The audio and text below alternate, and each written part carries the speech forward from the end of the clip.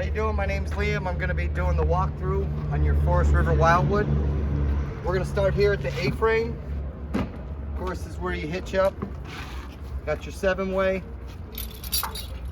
your safety chains, got your LP bottle. How this works is this is your regulator. If you see this arrow right here, so when this bottle's open and this arrow is pointing to this bottle, we're taking propane from here. If this goes empty, you can switch it over, open this bottle, and you'll start sucking from this one. And then you can go and snatch this one out, go get it filled, and then keep them in rotation like that. In here is your 24 series deep cycle battery. It powers all your 12 volt. This is your battery disconnect. So when it's off, you'll be able to remove this key. When the battery disconnect is on, it stays locked in there. So if the unit's not going to be used for a while and just sitting, I recommend turning this off. That way you can save your battery. This is your 50 amp shore cord. We're just using mine for this purpose, but this one's yours here. It's tested, it's good to go. On the driver's side, passenger side, front and rear, you've got these stabilizer jacks. You can use a hand crank in there, or you can get an impact with a 3/4 inch socket to run these down. You never want to try and lift your camper with these. These are just to stabilize it, so that if everybody in the party moves to the front of the camper, it doesn't fall over. This is your sewer. So this is where you can dump all your tanks. The gray handles are for your gray water, which is your sinks and showers. The black handle is for the black tank, which is from the toilet. Never camp with this black valve open, because what'll happen is the liquids run out, but the solids will build up, and then you'll get a clog, and then, for lack of better words, the inside of the camper will smell like poop, and then you'll never get that smell out of there. All right. This is your slide out here. You want to make sure that you cycle it. I say every month, just run the slide out in, run the slide out. And any kind of rubber, you want to just get a rubber treatment to keep it conditioned, because if it does dry rot and starts cracking, water will start making its way into the unit. While you're running it, you can just get like a power lube, and you'll see the tracks on either side here. Just spray some oil, like a dry lube, in that area, and then run it in and out 3 times just to get that oil all over everything. And it'll save the life of your slide. I recommend if it's going to be sitting for a while, that you get some tire covers to cover the tires, because the more you leave those in the sun, the quicker they dry rot, the quicker you'll have to replace them. This is our entry door into our bunkhouse here. The one thing I didn't see that the folks left were some steps, so you'll probably have to get like a little stool or something like that in order to jump in and out of here. Or if the kids are sleeping in there, they're pretty nimble, they'll figure it out. So this is our city water connection. So you'll take your water hose, hook it up to here, and then once the water is on, there is constant flow to all the piping and everything that uses potable water. I recommend every month or so to take your city water connection off of here, hook it up to your black tank flush, make sure our black tank valve is open that we just went over, and just let this run to wash that tank out. It'll keep that smell from inside the camper. These bumper caps come off so you can store your sewage hose in here, so it doesn't have to be rattling around with all your gear up there. Your cable and satellite hookups right here. So cable, satellite, that's for your in. Outdoor showers right here, just spray off anything. Spare tire. Got your backup camera. Okay. Again, you've got these stabilizer jacks on all 4 sides, so just run those down before you deploy the slide out or anything like that. Hot water heater is in here. You don't really need to do anything in here. I do recommend that you buy screens and put screens over this to keep the mud daubers from building nests in there. Here's your 110 outlet. So if you were to put a TV bracket right here, so it's preset for a TV bracket, so you can put the TV bracket right here, hook the TV up, plug the TV in here, and this is your cable out to the TV. There's your furnace. They've already gone ahead and put screens on there like that. I'd recommend just getting some for that hot water heater. So this is if you're boondocking or you don't have city water. You would fill the freshwater tank up, and then you could get water to all the faucets and everything with the water pump. But if you're hooked up to city water, you don't need your water pump. If you run your water pump while you're hooked up with city water, you're gonna burn out the check valve in there, and then instead of putting all the liquid to the fixtures, it's gonna actually fill your water tank and then overflow your water tank. This is for your quick connect, so you've got a water hose inside here. You can just quick connect it, and that way you can clean stuff off out here. Do we have? Yep. So this is your LP quick connect. So if you wanted to put an outdoor grill that runs off of gas, you can put it right here. I'll just bring your attention that whenever you do cook, I always recommend rolling in that awning. That heat could actually melt the awning and start a fire. So.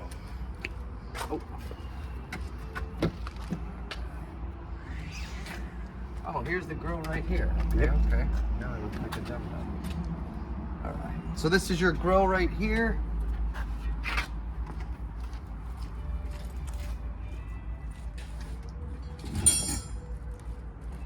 This is the LP quick connect for that griddle.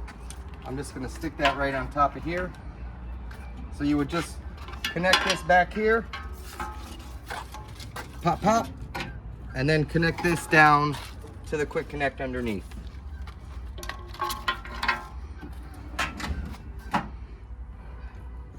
I do recommend that you get a drop test done every year at least, and that'll just test the LP system for any leaks. We got everything out here. Mm-hmm.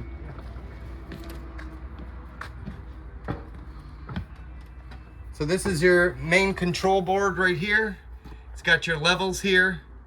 So if I wanted to see what my battery level is, boop, we're plugged in, so it's gonna show fully charged. Okay, this gives you the level of the fresh water tank. Your black water, which is the sewage with the black handle, gray water, and galley water. This is for your water pump, so if you wanted to take water from the potable water tank, you would turn this on. This is for your water heater. So once you fire this on, the water heater is going to run its cycle and start heating up the water. Of course, you got your lights here. This one's for the awning. If you want to see the awning light, you see that. And then this one's for the, I guess, the fascia light, or the slide out light. And this dimmer right here, you can fool around with it. Hold it down. Hold it to dim them. Hold it. And then hold it to brighten them. Not sure if I... This is your GFCI. So any outlet that is, any 110 outlet that is near a water source is going to be protected by this GFCI, so that if it were to get wet, this trips instead of electrocuting the person. If it does trip, okay, you just hit this reset button, and then power should be flowing to all the GFCIs.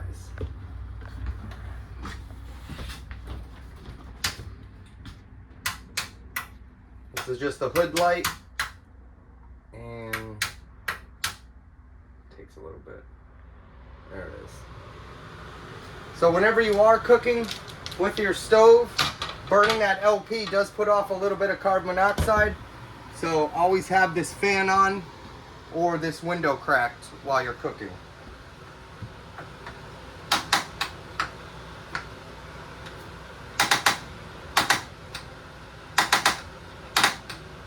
Not sure if I turned the bottles on. All right. I don't think I have the gas on right now. So to light this, you would just turn it to high, and then you can rotate this igniter, and then it'll put a spark and then it'll light the LP. All right. And then you've got your oven light here. Let's see how this one works real quick. All right, so this one does start. All right, to light the pilot light in the oven, you'll spin this knob to the little fire symbol, hold it in, keep holding it in while you turn this. It does take a little bit from the gas to get from up here down to here, and so it may take like 30 seconds. And then once that pilot light is lit, you can go ahead and let go of that and then select the temperature you want to cook at. And then once you turn it to off, that pilot light does extinguish itself. After you are done cooking, just let it cool down a little bit before you put this glass down.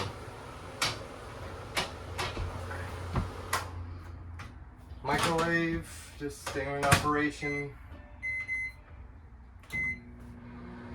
All right. All right. Your Everchill refrigerator. Okay. So this is how you can set the temp. I recommend like keeping colder before the trip so that it cools down faster, and then once you're at the operating temp, just go ahead and spin it to the middle. And then on this one here, if you hold this button for 10 seconds and that'll turn the fridge on and off, and then you can set the temp with this. So coldest at first, once it's cool, go ahead and throw it on 3. I'm just gonna kill that.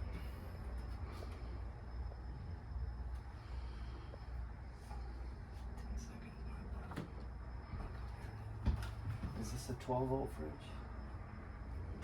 Yeah. Okay. So this is a 12-volt fridge, so it's actually running off your battery. Our pantry in here. Got your little tap light above here. I really like the pantry there. All right. Our AC. So this is going to be for the main AC in the kitchen. Just click this, we'll call it the space bar button, till it is on cool high or cool low. Pick your temperatures with the arrows here. We'll see that kick on here in a minute. There it is. So there's little screens in here. As these get dusty, go ahead and pull them out and wash them off, let them dry, and then put them back in. And that way the air conditioner is maximizing its airflow. You can close these little levers or open them. So if I close all these, it's now putting all the air conditioning through all the registers in the ceiling. If these are open, it's just blowing all the air conditioner straight out. Personally, I think it cools faster with it like this, and then once you get it down to temp, go ahead and close it and let the registers maintain the temp. All right. Just got your standard smoke alarm here. There's a 9-volt battery in there. Change that out every time you do your taxes. This is your LP and CO detector. So if there's a CO leak or an LP leak, they're both heavier than air. So this will pick it up, and then you'll hear something like this. I'm just running the test. All right. So once you hear that, it's time to get everybody out of the unit. I do recommend testing this at least prior to your trip and then each week while it's in use.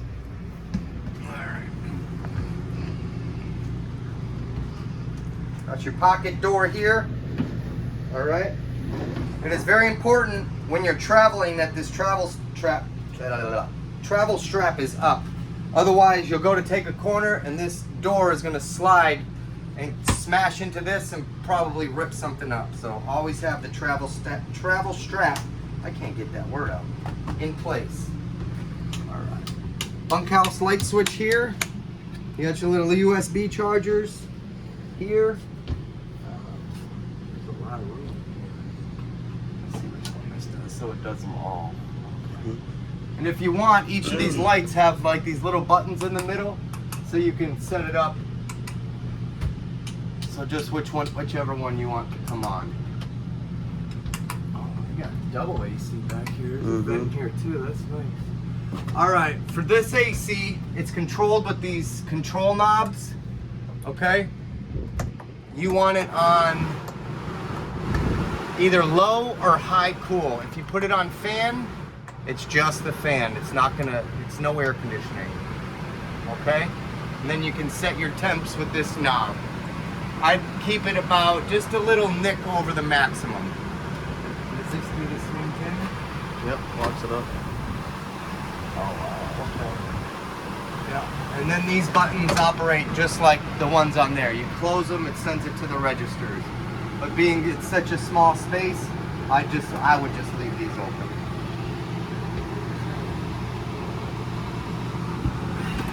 Down here is your power distribution panel. So you've got two sides to your camper. You've got 110, which is your microwave, your air conditioner, your power cord coming in, the other air conditioner, the fireplace, the GFCI. All right, so if these are all tripped, if one of these are tripped, you can just reset it just like at your house. 12 volt side, if one of these pops, you'll be able to see the red light through here. Just get another one, put it in. If it pops immediately, that you've got a short somewhere, you're gonna have to have someone take a look at it. All right. But if the kiddos are in here, I'd put some kind of safety device on there so they're not fooling with it.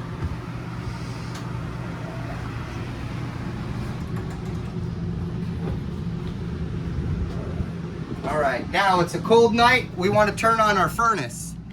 So we'll just hit this space bar till this is on heat. And then select your desired temp. And then the furnace will kick on and start putting heat out. See, that was the furnace kicking on right there. All right. If for some reason the camper sat without gas in the lines for a while, it's going to take a minute for it to get to the furnace or the hot water heater. So if they don't ignite immediately, just turn it off, turn it back on, and it'll run its thing again. The most I've ever had to do it is about 4 times before the gas actually reached the appliance. All right, now to turn everything off, you just hit the space bar to the off, and now everything is off. All right. I like this. So this actually turns into a bed. You can pull this tabletop up, pull these legs off. The tabletop will sit on these little channels right here, and boom, we got ourselves another bed. Oh, wow. And there's a lot of different configurations that you can do. We'll leave this here and let you play around and see which one's the best for you.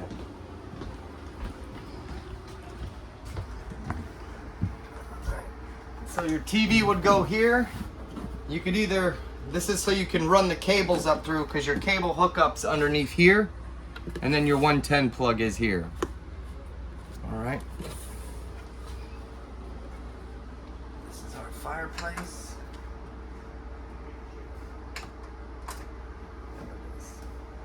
So that you can use this as a heater also. If you just hit the flame button on here, it'll start putting heat out. Or you can just have it on for the light for the ambiance. This is your timer. This is the temperature for the heater. That's to turn the heater on, and then that's your on and off button. Right. Okay.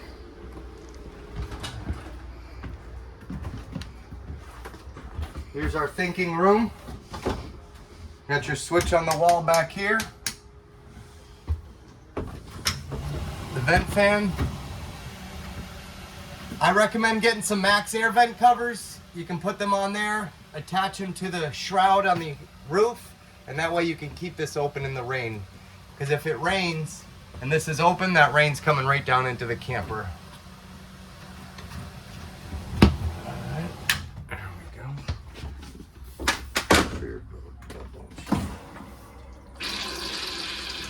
So you just step on this pedal here, and then it flushes the toilet.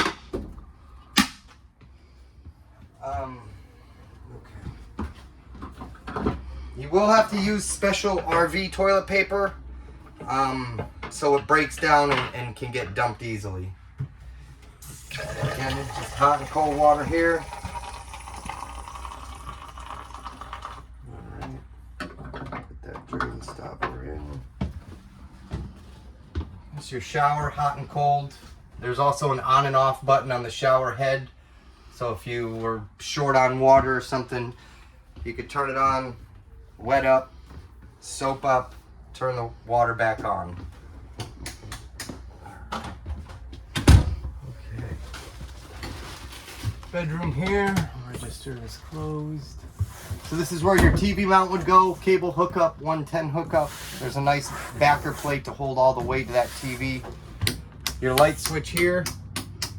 Okay. And then you got the reading lamp right here. Okay. Got your USB chargers, one here, one on that side. And there might be, yep. And inside the little cubby holes here, there's 110 outlets, so you can plug something else in. Got additional storage, and you can get into your pass-through storage compartment from underneath the bed. Let's go over one more thing here. This is your emergency exit. So in case of emergency, you can't exit the camper through the door. You would just unlatch this, pull this out. If you push it out far enough, this window will fall, and then you can make your escape that way. And then in our bunkhouse, there's us. I might have breezed right by it. Well, they've got their own door here. Alright, so I guess they would just... It's just the door that they would have to use in case of an emergency.